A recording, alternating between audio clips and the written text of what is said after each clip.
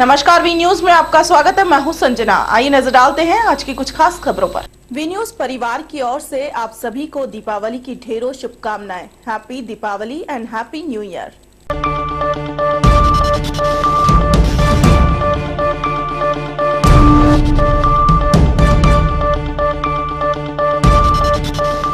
बिहार में बीजेपी की हार के बाद पीएम नरेंद्र मोदी और पार्टी प्रेसिडेंट अमित शाह के खिलाफ बगावती सुर सामने आने लगे हैं।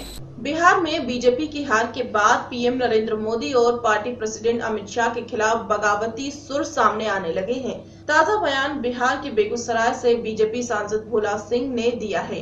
सिंह ने मंगलवार को कहा कि प्रधानमंत्री को आरजेडी सुप्रीमो लालू प्रसाद के बयानों का जवाब देने की क्या जरूरत थी, उनकी बेटी के बारे में बोलने की क्या जरूरत थी। अपने जवाबों से लालू ने मोदी को गुंगली में फंसा दिया। आखिर कौन है ये भोला सिंह, आइए जानते हैं। भोला सिंह 1967 से पॉलिटिक्स में एक्टिव हैं। वे बिहार विधानसभा के डिप्टी स्पीकर भी रह चुके हैं।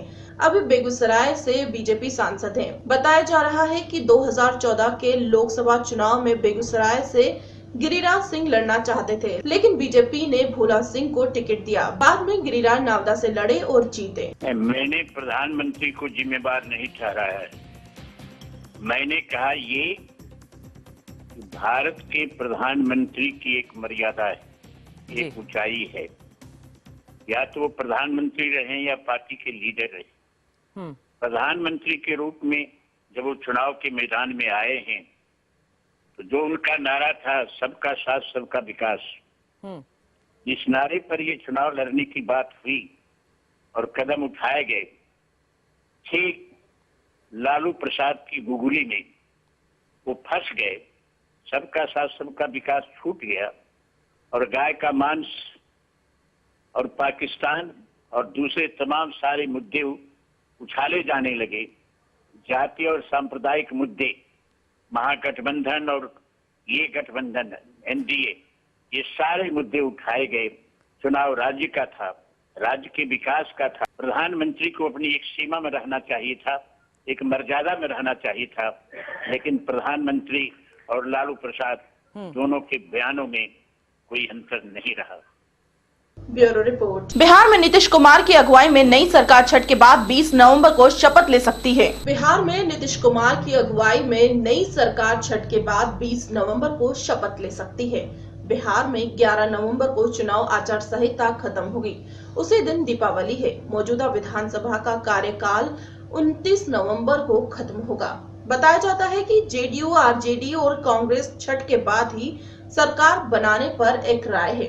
इस बीच नई कैबिनेट का ढांचा भी बनने लगा है। नीतीश से ज्यादा लालू के मंत्री सरकार में होंगे। आरजेडी से 16 मंत्री जबकि जेडीयू से 14 मंत्री होंगे। वहीं कांग्रेस से 5 मंत्री सरकार का हिस्सा हो सकते हैं। आपको बता दें कि विधानसभा चुनाव में आरजेडी ने 80, जेडीयू ने 71 और कांग्रेस ने 27 सीटें जीती हैं। डिप्टी सीएम कौन होगा, इस पर भी चर्चा तेज हो गई है। पटना में कई जगहों पर पोस्टर लगाए गए हैं, जिसमें नीतीश से ठीक बगल में लालू के बेटे तेजस्वी यादव दिखाई दे रहे हैं।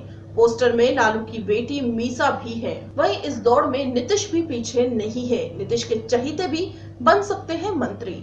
विजय कुमार चौधरी, विजेंद्र प्रसाद यादव, श्याम रजक, नरेंद्र नारायण यादव, लेसी सिंह, जय कुमार सिंह, पीके शाही और ललन सिंह का मंत्री बनना तय है। कार्यस्थ ब्राह्मण और अति पिछड़ा वर्ग को भी हिस्सेदारी दी जाएगी।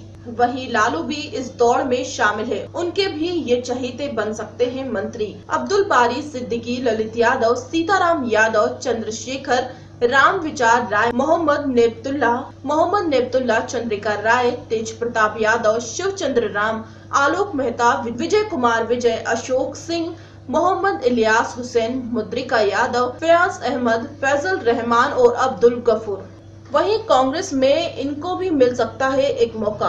अशोक चौधरी, सदानंद सिंह, अवधेश सिंह, अब्दुल जलील मस्तान, अशोक कुमार, अमिताभ भूषण, विजय शंकर दुबे और रामदेव राय के नाम चर्चा में है। Bureau report, Jharkhand. मथुरा के होली गेट पर स्थित अग्रवाल धर्मशाला में उत्तर प्रदेश श्रमजीवी पत्रकार यूनियन द्वारा एक मीटिंग आयोजित की गई, जिसमें यूनियन के सभी सदस्यों ने एक दूसरे को दीपावली की बधाइयां दी। शिवशंकर जी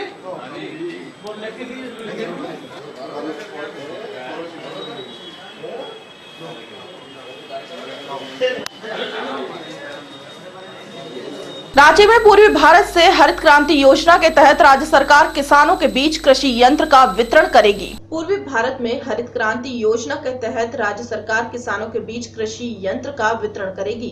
किसानों को 50% अनुदान पर यंत्र उपलब्ध करवाए जाएंगे।